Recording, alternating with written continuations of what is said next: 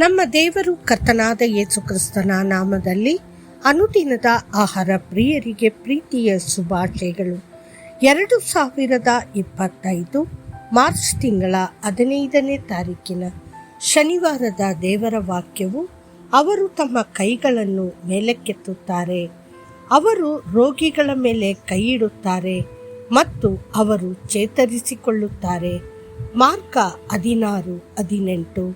ದೈವಿಕ ಸಂತೋಷ ಮತ್ತು ಆರೋಗ್ಯವನ್ನು ಪಡೆಯಲು ವೇದಗಳು ಹಲವು ಮಾರ್ಗಗಳನ್ನು ಒದಗಿಸುತ್ತವೆ.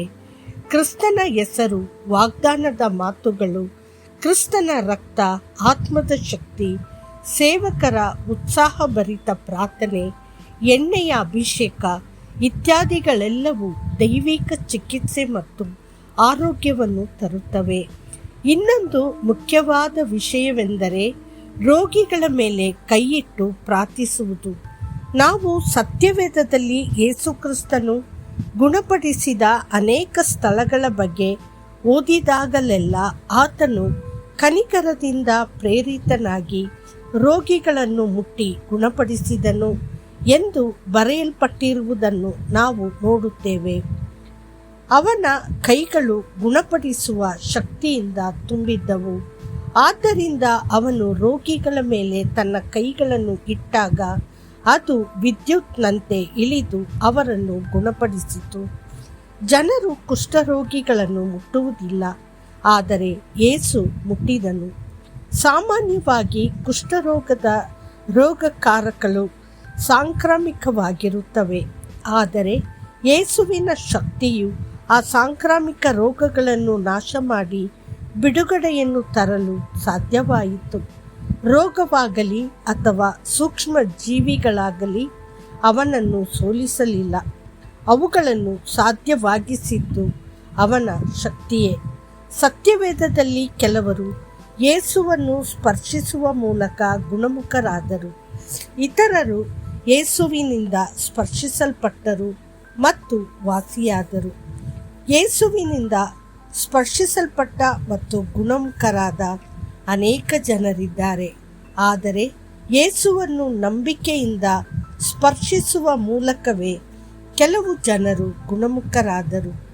ತೀವ್ರ ಅನಾರೋಗ್ಯದಿಂದ ಬಳಲುತ್ತಿದ್ದ ಮಹಿಳೆಯೊಬ್ಬಳು ಯೇಸುಕ್ರಿಸ್ತನ ಉಡುಪಿನ ಅಂಚನ್ನು ಮುಟ್ಟಿದ ತಕ್ಷಣ ಗುಣಮುಖಳಾದಳು. ಯೇಸು ಆ ಕುರುಡನನ್ನು ಮುಟ್ಟಿದನು. ಸತ್ಯವೇದವು ಹೇಳುತ್ತದೆ, ನಂತರ ಆತನು ಅವನ ಕಣ್ಣುಗಳನ್ನು ಮುಟ್ಟಿದನು. ನಿನ್ನ ನಂಬಿಕೆಯ ಪ್ರಕಾರ ನಿನಗೆ ಆಗಲಿ. ಮತ್ತಾಯ 9:29.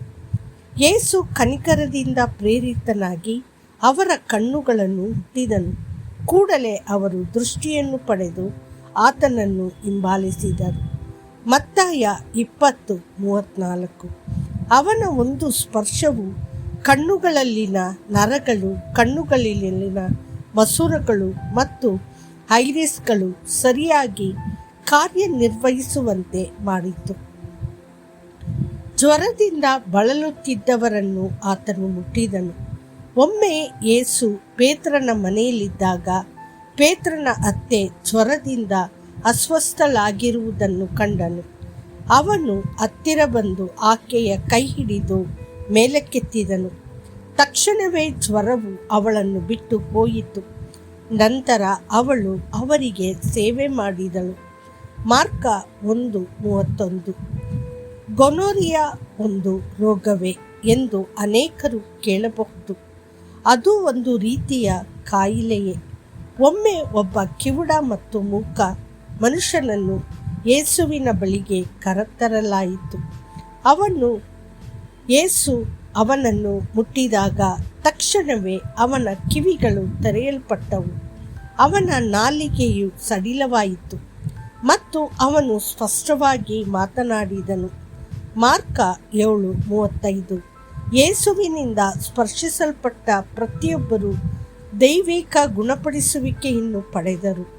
ದೇವರ ಮಕ್ಕಳೇ, ಆ ದೈವಿಕ ಸ್ಪರ್ಶವು ನಿಮ್ಮ ಮೇಲೂ ಹಾದು ಹೋಗಲಿ. ಮತ್ತಷ್ಟು ಹೆಚ್ಚಿನ ಧ್ಯಾನಕ್ಕಾಗಿ ಆಗ ಯೇಸು ಬಂದು ಅವರನ್ನು ಮುಟ್ಟಿದನು. ಎದ್ದೇಳಿ, ಭಯಪಡಬೇಡ. ಮತ್ತಾಯ 17:7. ಕರ್ತನು ನಿಮ್ಮನ್ನು ಆಶೀರ್ವದಿಸಲಿ.